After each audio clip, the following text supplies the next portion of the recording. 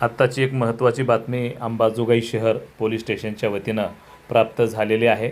अंबाजोगाई शहर पोलीस स्टेशननं एक महत्त्वाची कामगिरी या ठिकाणी केलेली आहे आणि त्याला यशसुद्धा आलेलं आहे।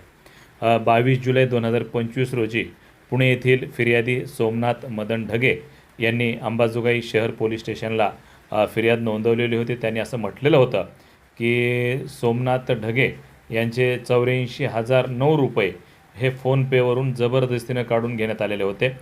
या प्रकरणामध्ये जे आरोपी होते ते प्रामुख्यानं अविनाश शंकर देवकर राहणार वडारवाडा अंबाजोगाई आणि अजहर अब्दुल रहमान पठाण राहणार पेन्शनपुरा अंबाजोगाई यांच्या विरुद्ध फिर्यादीनं गुन्हा दाखल केलेला होता।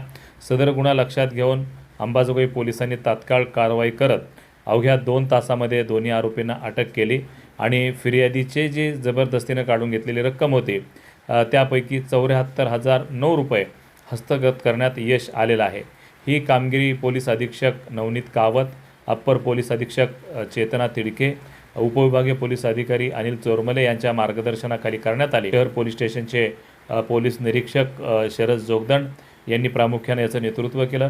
तसंच त्यांना सहाय्यक पोलीस निरीक्षक ज्ञानेश्वर कांबळे, पोलीस उपनिरीक्षक रविकुमार पवार, आनंद शिंदे, पोलीस अंमलदार श्रीकृष्ण वडकर, मनोज घोडके, रविकुमार केंद्रे, हनुमंत लाड, हनुमंत चादर, पांडुरंग काळे, भागवत नागरगोजे यांनी त्या ठिकाणी सहकार्य केलेला आहे आणि या सर्व अधिकाऱ्यांनी पोलीस कर्मचाऱ्यांनी मिळून आरोपींना पकडून त्यांच्याकडून 74,000 रुपयाची रक्कम वसूल केलेली आहे।